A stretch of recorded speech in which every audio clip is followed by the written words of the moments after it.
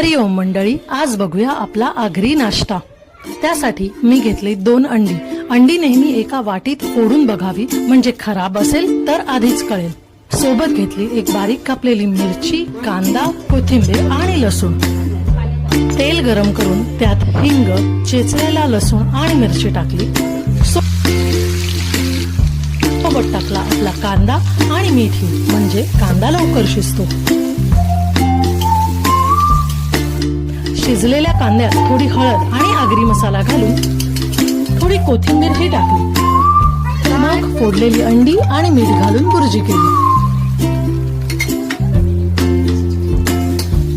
आता बुर्जी म्हटल्यावर थोड़ा बटर तो बनता है ना।